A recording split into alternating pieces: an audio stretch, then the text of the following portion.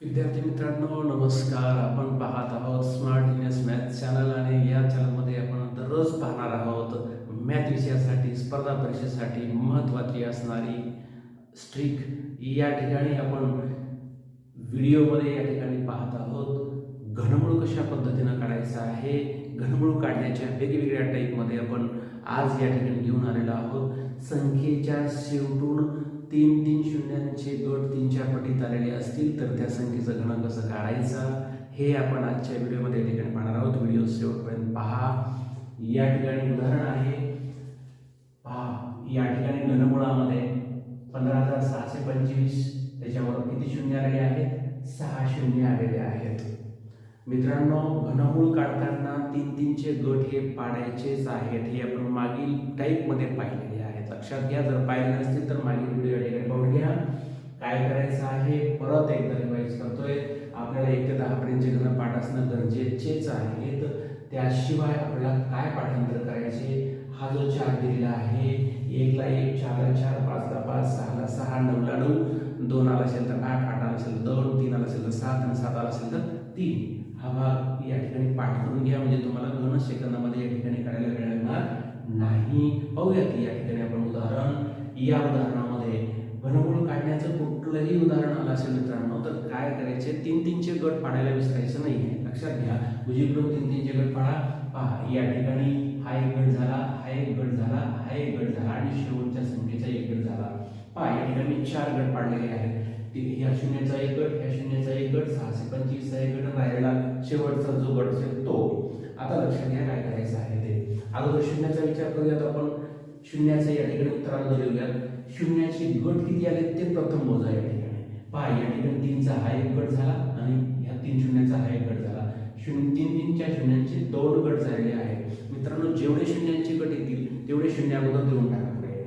या ठिकाणी 2 शून्यांचे 3 शून्यांचे 2 गट आले असल्यामुळे आपण प्रत्येक गटाला 1 शून्य या पद्धतीने 2 शून्य लिहून टाकले. आता पुढे काय करायचं आहे?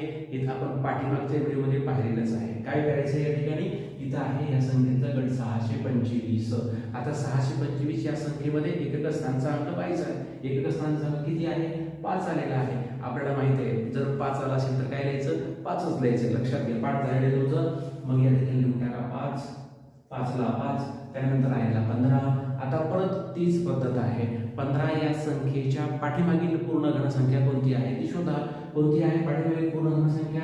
8 आहे. 8 आहे ना. मग आणि 8 ही जी संख्या आहे ही कोणत्या संख्येचा घन आहे? 2 चा घन आहे. लिहून टाका मग या ठिकाणी 2, या ठिकाणी 2. आपलं उत्तर किती आलं? 2500. हे या संख्येचं काय आलं? घनमूळ. चला पुढचं या ठिकाणी उदाहरण. या उदाहरणामध्ये परत 3 तीनचे गट करा.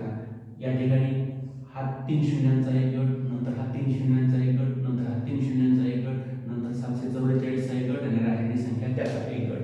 लक्षात आलं? पहा या ठिकाणी आपण गट तयार केले. आता काय करायचंय? अगोदर शून्याचं उत्तर काढायचं आपल्याला. किती शून्यांचे गट आहेत मोजा. हा एक गट, हा एक गट, हा एक गट. एकूण 3 गट असल्यामुळे आपण 3 शून्य अगोदर लिहून टाकणार. 1 2 3. आलं लक्षात? त्याच्यानंतर पाठीमागचा गट आहे 744. पहा एकक स्थानचा अंक तीच पद्धत किती आहे? 4. मग एकक स्थानी 4 ला आपण काय देतो? 4 ला 4च देतो. मग लिहून टाका 4. पुढे चला पुढचा गट इथे किती आहे? 2.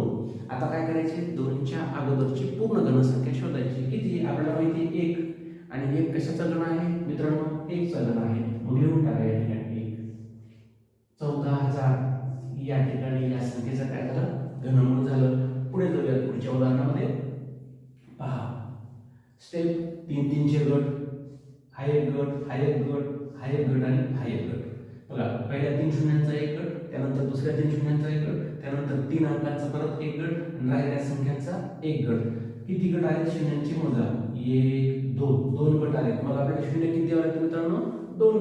लिहून टाका 2 शून्य. 1 2. पुढे चला. आता आहे 913.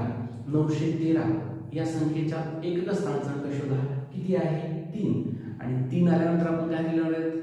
3 ज्यावेळेस एकक स्थानी येतो त्यावेळेस आपण घनमूळ काढताना काय लिहितो? सांगा मोठ्याने सांगा जरा. किती लिहितो आपण? 7 लिहितो. मग या ठिकाणी लिहून टाका ना 7.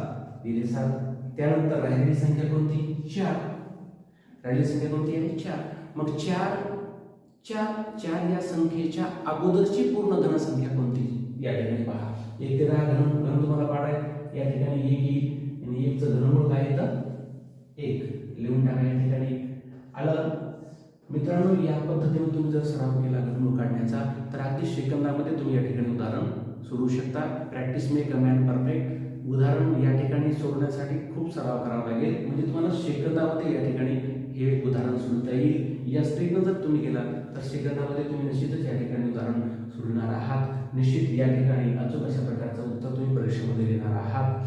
या ठिकाणी खाली जे उदाहरण दिलेलं आहे हे उदाहरण तुमच्यासाठी आहे. तुम्ही हे उदाहरण सोडवा आणि कमेंट बॉक्समध्ये उत्तर पाठवायला विसरू नका. पाहत राहा smart genius math channel. Subscribe केलं नसेल तर मित्रांनो सबस्क्राईब करा आणि सोबत चला स्मार्ट जीनियस मॅथ सोबत आणि बना स्मार्ट.